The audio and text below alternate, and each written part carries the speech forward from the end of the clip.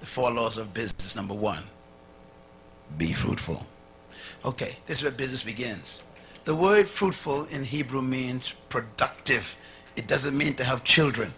I was shocked when I discovered that. The first command God gave man was what? Be productive. In other words, produce something. Say it. Be productive. Stop saying fruitful because you're thinking about babies. Tell your neighbor, be productive. Be productive. No, say it this way. Produce something that I could buy. That's the first command. Now, here's something important to remember. The first command is to be what? Fruitful.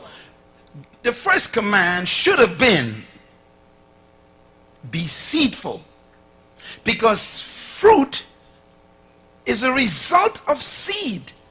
You can't have fruit unless you have a seed that has a tree that bears fruit.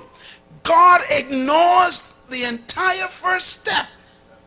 Look at me, man. Just get deep now. God said, look, I even ain't going to talk about seed. Oh, you still ain't got it. Listen, when God demands something from you, it exists. So the demand for fruit is a presumption that there is seed somewhere. The number one reason why there's poverty in North Tulsa is not because of a lack of investors coming in, but a lack of productivity inside. Listen. Here's how you measure a nation's wealth. Listen carefully. A nation's wealth is measured by 3 letters, all nations. Gross national productivity. In other words, if the nation ain't producing, they call it poor in the UN. Money doesn't make you rich. Productivity does. That's why China is one of the biggest threats right now. Even though they may be poor, they are producing. What do most people in the North Tulsa do? Consume. You keep going to the bank to borrow money to buy stuff that isn't productive. I mean, if you're going to buy a vehicle, buy a truck so you can become one who collects garbage to produce a business. Don't buy a car to drive around in. That ain't productive. The command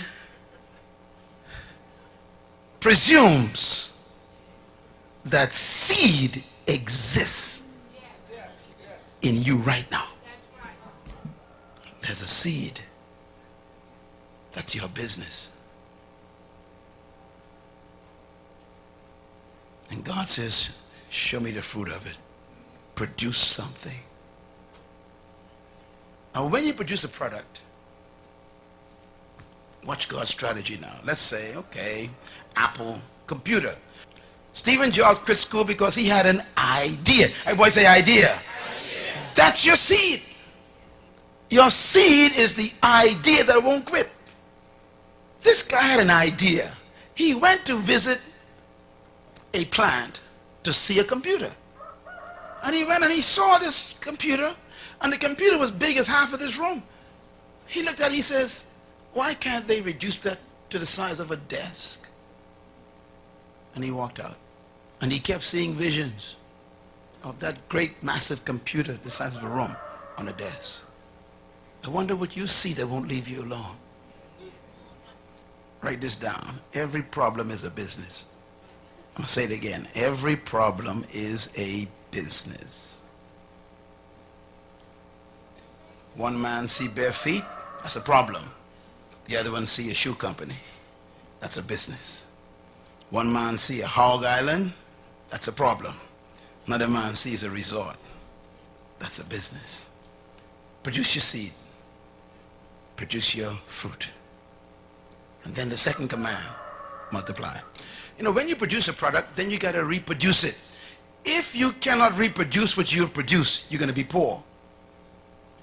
One of the keys of successful business is being able to reproduce your product 1,000,000 times more.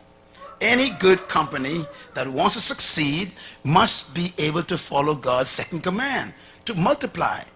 So that's why when you want to, you see, there was only one Burger King years ago, one restaurant that sold one Burger King. They refined, everybody say refined, they produced a fruit. Now, everybody makes burgers, but they produce a unique burger called a Whopper. Come on, somebody. Now, you make burgers at home, don't you? But when you want a Whopper, you go straight to Burger King. Even though you got the same bread and beef and all this stuff, you still, why? Because they refined it. Everybody say refined it. I'm talking. See, you got to take your seed and produce a fruit, and you refine it first. If you're going to be a cosmetologist, you still ain't going to be wealthy. Because anybody can be a cosmetologist. You got to find what kind of cosmetologist you will be. What are you going to specialize in? Everybody sells burgers, but no one sells a Whopper. What's your Whopper? That's the question. Now watch Burger King. Burger King then takes this Whopper sandwich that they refined, and they developed a system, everybody says system, to reproduce the same Whopper every time. So when I went to Mexico one day, we went to Burger King. The same Whopper came out in Mexico. We went down to Venezuela, Burger King, the same Whopper. We were in Ukraine, in Russia, the same. I said, how can the same Whopper be in every country? Because they reproduce. iPod. They only developed one prototype, one prototype. And they kept testing it and testing it. One prototype. And when they got that one prototype down to a science, that's the fruit, then they said, okay, now let's assembly line. And they start multiplying. What you cannot multiply, you can never succeed in. My message is my fruit. Leadership, kingdom, purpose. They're my fruit. Now I got to put them in a form where they can be multiplied. So now I got to shift into books and CDs and DVDs and they're in 25 different languages. I got to multiply. Same message. If you want a Big Mac, you can never get it from Burger King. Because Big Mac is McDonald's fruit. And they keep reproducing it. God's third command, replenish, is a big one. If you're going to be successful in business, you got to be able to distribute your product. You got to develop a distribution system. Okay, Walden, bless his heart, had one store. He said, okay, I got my fruit. I got a store where you can actually come in and get wholesale prices, man. The guy had one store. That's number one. Number two, he decided, I want to follow God's second command. I want to multiply. So he created a system to reproduce Walmarts all over the world. Number three, he said, now I'm going to distribute my products to those stores. Walmart got his own distribution system. What about yours? And God's fourth command, business, subdue. Subdue means you control the market. To subdue means to control. If you do not control your market, you will die poor. Simple, isn't it? Bill Gates was so successful in following God's commands that Congress had to call him in. Remember? He was so dominating in the market. They said, you got to break up your company. We can't have you controlling the whole world like this. Why? He subdued the market. If you wanted anything to do with software and computers, got to come through Microsoft. Can I put it another way? Subdue means when anybody wants a product like yours, you're the first one they think about. Subdue.